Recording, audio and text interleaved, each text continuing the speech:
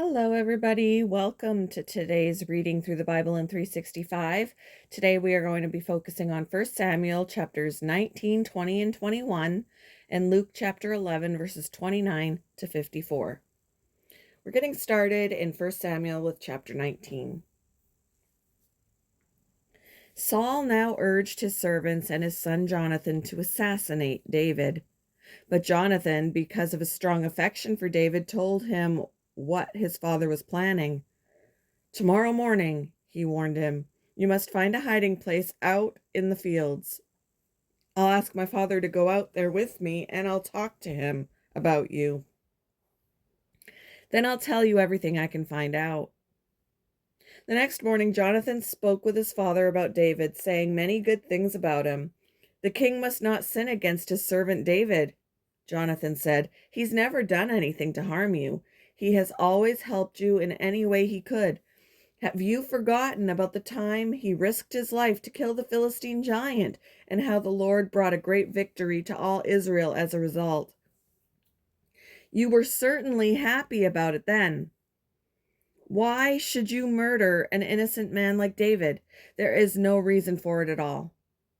So Saul listened to Jonathan and vowed, "As surely as the Lord lives, David will not be killed." Afterward, Jonathan called David and told him what had happened. Then he brought David to Saul, and David served in the court as before. War broke out again after that, and David led his troops against the Philistines. He attacked them with such fury that they all ran away. But one day, when Saul was sitting at home with spear in hand,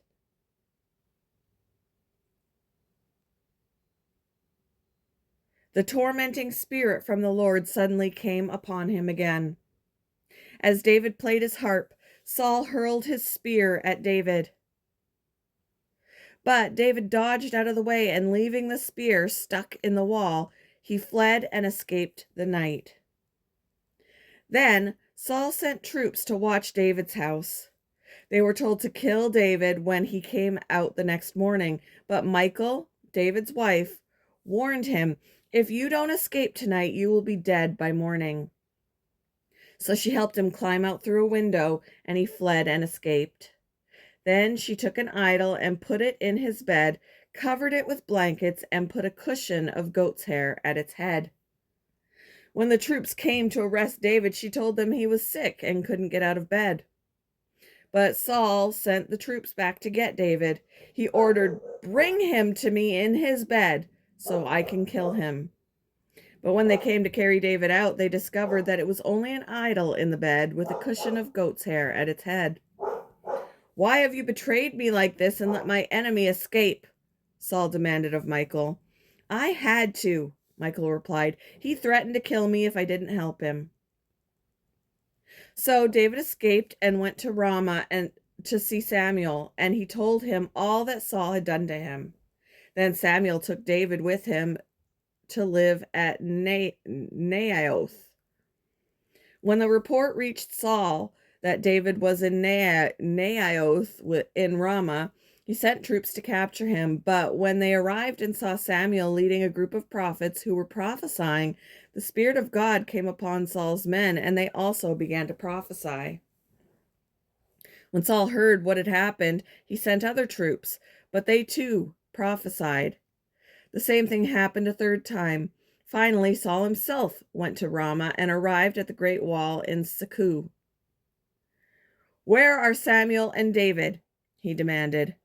"They're at Naioth in Ramah," someone told him. But on the way to Naioth in Ramah, the Spirit of God came even upon Saul, and he too began to prophesy all the way to Naioth. He tore off his clothes and lay naked on the ground all day and all night, prophesying in the presence of Samuel. The people who were watching exclaimed, "What?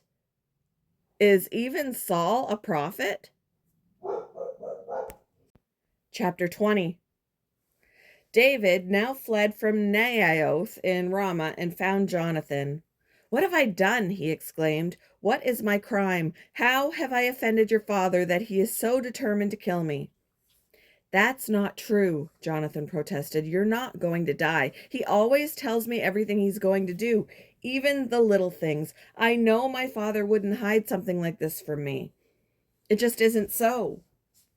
Then David took an oath before Jonathan and said, "Your father knows perfectly well about our friendship, so he has said to himself, 'I won't tell Jonathan. Why should I hurt him?' But I swear to you that I am only a step away from death. I swear it by the Lord and by your own soul." "Tell me what I can do to help you," Jonathan exclaimed. David replied, "Tomorrow we celebrate the new moon festival. I've always eaten with the king on this occasion, but tomorrow I'll hide in the field and stay there until the evening of the third day. If your father asks where I am, tell him I asked permission to go home to Bethlehem for an annual family sacrifice. If he says fine, you will know all is well. But if he is angry and loses his temper, you will know he is determined to kill me. Show me this loyalty as my sworn friend, for we made a solemn pact before the Lord, or kill me yourself if I have sinned against your father. But please don't betray me to him." "Never," Jonathan exclaimed. "You know that if I had the slightest notion my father was planning to kill you, I would tell you at once." Then David asked, "How will I know whether or not your father is angry?" "Come out to the field with me," Jonathan replied, and they went out there together. Then Jonathan told David, "I promise by the Lord, the God of Israel, that by this time tomorrow or the next day at the latest, I will talk to my father and let you know at once how he feels about you.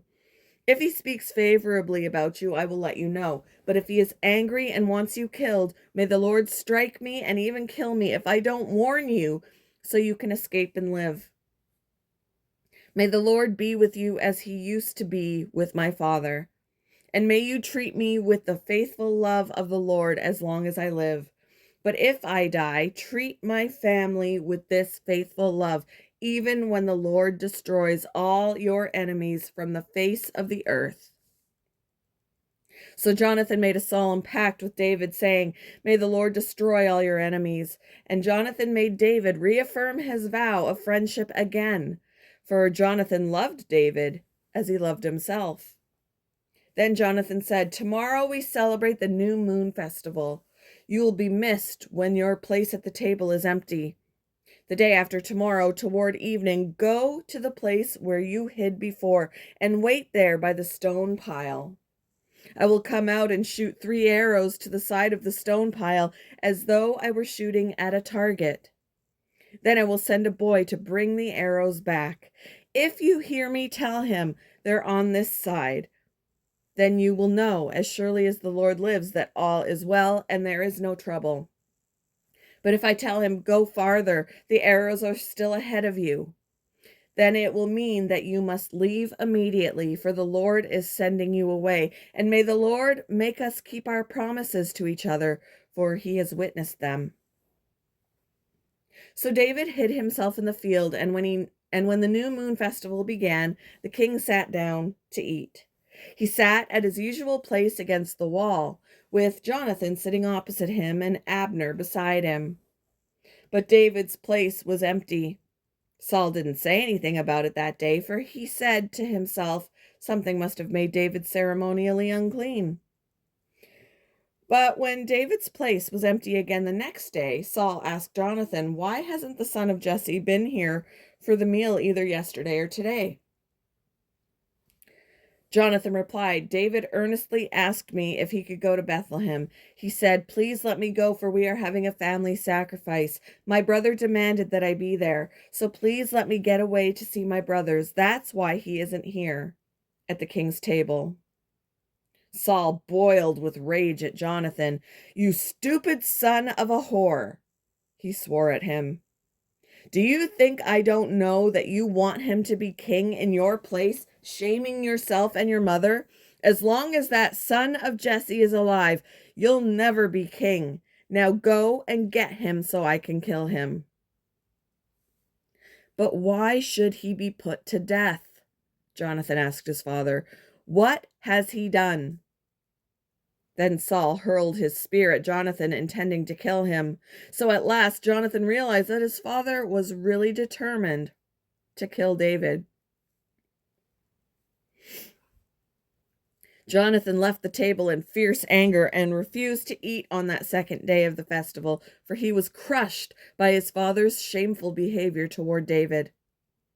The next morning, as agreed, Jonathan went out into the field and took a young boy with him to gather his arrows. "Start running," he told the boy, "so you can find the arrows as I shoot them." So the boy ran, and Jonathan shot an arrow beyond him. When the boy had almost reached the arrow, Jonathan shouted, "The arrow is still ahead of you. Hurry, hurry, don't wait." So the boy quickly gathered up the arrows and ran back to his master. He, of course, suspected nothing. Only Jonathan and David understood the signal. Then Jonathan gave his bow and arrows to the boy and told him to take them back to town. As soon as the boy was gone, David came out from where he had been hiding near the stone pile. Then David bowed 3 times to Jonathan with his face to the ground. Both of them were in tears as they embraced each other and said goodbye, especially David. At last, Jonathan said to David, "Go in peace, for we have sworn loyalty to each other in the Lord's name. The Lord is the witness of a bond between us and our children forever." Then David left, and Jonathan returned to the town. Chapter 21. David went to the town of Nob to see Ahimelech, the priest. Ahimelech trembled when he saw him. "Why are you alone?" he asked. "Why is no one with you?" "The king has sent me on a private matter," David said. "He told me not to tell anyone why I am here. I have told my men where to meet me later. Now, what is there to eat? Give me 5 loaves of bread or anything else you have." "We don't have any regular bread," the priest replied, "but there is the holy bread which you can have if your young men have not slept with any women recently." "Don't worry," David replied. "I never allow my men to be with women when we are on a campaign. And since they stay clean even on ordinary trips, how much more on this one?" Since there was no other food available, the priest gave him the holy bread, the bread of the presence that was placed before the Lord in the tabernacle. It had just been replaced that day with fresh bread. Now, Doeg, the Edomite, Saul's chief herdsman, was there that day, having been detained before the Lord. David asked Ahimelech, "Do you have a spear or sword?" "The king's business was so urgent that I didn't even have time to grab a weapon." "I only have the sword of Goliath, the Philistine, whom you killed in the valley of Elah," the priest replied. "It is wrapped in a cloth behind the epod. Take that if you want it, for there is nothing else here." "There is nothing like it," David replied. "Give it to me." So David escaped from Saul and went to King Achish of Gath. But the officers of Achish were unhappy about his being there. "Isn't this David, the king of the land?" they asked. "Isn't he the one the people honor with dances and singing? Saul has killed his thousands, and David his 10,000s." David heard these comments and was very afraid of what King Achish of Gath might do to him. So he pretended to be insane, scratching on doors and drooling down his beard. Finally, King Achish said to his men, "Must you bring me a madman? We already have enough of them around here. Why should I let someone like this be my guest?" Moving on to Luke chapter 11, verses 29 to 54. As the crowd pressed in on Jesus, he said, "This evil generation keeps asking me to show them a miraculous sign, but the only sign I will give them is the sign of Jonah. What happened to him was a sign to the people of Nineveh that God had sent him. What happens to the Son of Man will be a sign to these people that he was sent by God." The Queen of Sheba will stand up against this generation on Judgment Day and condemn it, for she came from a distant land to hear the wisdom of Solomon. Now, someone greater than Solomon is here, but you refuse to listen. The people of Nineveh will also stand up against this generation on Judgment Day and condemn it, for they repented of their sins at the preaching of Jonah. Now, someone greater than Jonah is here, but you refuse to repent. No one lights a lamp and then hides it or puts it under a basket. Instead, a lamp is placed on a stand where its light can be seen by all who enter the house. Your eye is like a lamp that provides light for the body. When your eye is healthy, your whole body is filled with light. But when it is unhealthy, your body is filled with darkness. Make sure that the light you think you have is not actually darkness. If you are filled with light, with no dark corners, then your whole life will be radiant, as though a floodlight were filling you with light. As Jesus was speaking, one of the Pharisees invited him home for a meal. So he went in and took his place at the table. His host was amazed to see that he sat down to eat without first performing the hand-washing ceremony required by Jewish custom. Then the Lord said to him, "You Pharisees are so careful to clean the outside of the cup and the dish, but inside you are filthy, full of greed and wickedness. Fools, didn't God make the inside as well as the outside? So clean the inside by giving gifts to the poor, and you will be clean all over. What sorrow awaits you Pharisees, for you are careful to tithe even the tiniest income from your herb gardens, but you ignore justice and the love of God. You should tithe, yes, but do not neglect the more important things. What sorrow awaits you Pharisees, for you love to sit in the seats of honor in the synagogues and receive respectful greetings as you walk in the marketplaces. Yes, what sorrow awaits you, for you are like hidden graves in a field. People walk over them without knowing the corruption they are stepping on." "Teacher," said an expert in religious law, "you have insulted us, too, in what you just said." "Yes," said Jesus, "what sorrow also awaits you experts in religious law, for you crush people with unbearable religious demands, and you never lift a finger to ease the burden. What sorrow awaits you, for you build monuments for the prophets your own ancestors killed long ago. But in fact, you stand as witnesses who agree with what your ancestors did. They killed the prophets, and you join in their crime by building the monuments. This is what God in his wisdom said about you. I will send prophets and apostles to them, but they will kill some and persecute the others. As a result, this generation will be held responsible for the murder of all God's prophets from the creation of the world, from the murder of Abel to the murder of Zechariah, who was killed between the altar and the sanctuary. Yes, it will certainly be charged against this generation. What sorrow awaits you, experts in religious law. For you remove the key to knowledge from the people. You don't enter the kingdom yourselves, and you prevent others from entering. As Jesus was leaving, the teachers of religious law and the Pharisees became hostile and tried to provoke him with many questions. They wanted to trap him into saying something they could use against him.